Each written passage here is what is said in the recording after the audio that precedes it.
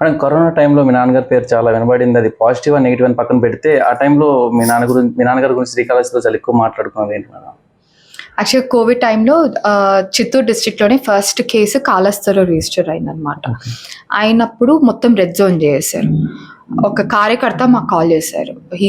ఫైనాన్షియల్గా very low ఆ కార్యకర్త. ఇంట్లో ఫుడ్ లేదని చెప్పి కాల్ చేసినప్పుడు నేను నాన్నకు చెప్పా ఇట్లుందంట పరిస్థితి. అంటే వాళ్ళకి ఫైనాన్షియల్గా మనం హెల్ప్ చేయడం జరిగినప్పుడు ఆ రాత్రి ఏమనుకున్నాడేమో నాన్న, ఇట్లా ఒక్క పర్సన్కే ఇంట్లో ఎట్లుంటే ఎంతోమంది లేని వాళ్ళు ఉంటారు కదా, వాళ్ళ ఫుడ్ పరిస్థితి ఏమి, మనం ఏదో ఒకటి టైంలో హెల్ప్ చేయకపోతే ఎట్లా, ప్రజలు నమ్మి గెలిపించినారు కదా. కోవిడ్ టైంలో ఏంటంటే బయట ఏ షాప్ ఓపెన్ చేయలేదు, వెజిటబుల్స్ దొరికేది కూడా అందుబాటులో దొరకటం కూడా, ఎందుకంటే మొత్తం రెడ్ జోన్ చేశారు. సో మాల్స్, షాపులు, ప్రొవిజన్ షాప్స్ కూడా ఏవో ఓపెన్, అన్ని క్లోజ్.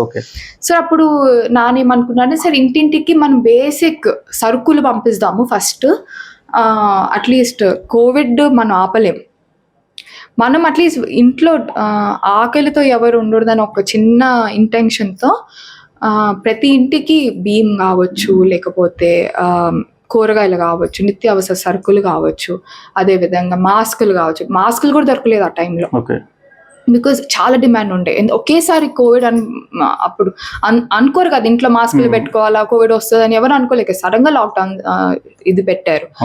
అప్పుడు మాస్కులు కూడా మనకు దొరకలే. ఎక్కడో మేము గుజరాత్ నుంచి తెప్పించినాము. అట్లా మాస్కులు, శానిటైజర్లు కావచ్చు, ఇట్లా ఇంటింటికి పంపించినాం. ఆ టైంలో మాకేమనిపించింది అంటే, ఒక ఫోన్ కాల్తో ఒక వ్యక్తి ఇంత ఇబ్బందులు, మనకు తెలిసిన సర్కిల్లో ఒక వ్యక్తి, ఇట్లా ఎంతమంది ఉన్నారు. ఎందుకంటే కాళహస్తిలో చాలా మంది డైలీ వేజెస్తో బతికేటోళ్ళు ఎంతో మంది ఉన్నారు. సో వాళ్ళకి హెల్ప్ చేయాలని ఇంటెన్షన్తో ఆ రోజు చేయటం జరిగింది. ఒక ఇంటికి 10 రూపాయలు పెట్టామా, 20 రూపాయలు పెట్టామా, లేకపోతే 1000 రూపాయలు పెట్టామా అనేది పాయింట్ కాదు. అక్కడ ఎవరు ఆకలితో ఉండరు దాని ఒక చిన్న ఇంటెన్షన్తో.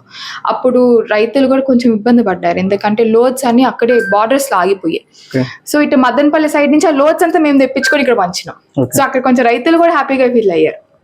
కొన్ని లోడ్లు తెప్పించినాం. ఇన్ఫ్యాక్ట్ మేము ఈ ఓట్ల కోసమే మీరు ఆలోచించకండి, నియర్ బై ఒక కంపెనీ ల్యాంకో అని ఉంటుంది, అక్కడ నార్త్ ఇండియన్స్ వచ్చి ఇక్కడ పనిచేస్తారు. బీహార్, ఒరిస్సా, ఇట్లా ఇంకా నార్థన్ స్టేట్ నుంచి ఇక్కడ వచ్చి పనిచేస్తారు. వాళ్ళు బయట వెళ్ళలేని పరిస్థితి, వాళ్ళకు కూడా మేము పంపించాం.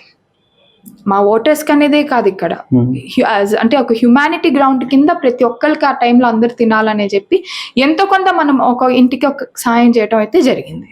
Please subscribe .news.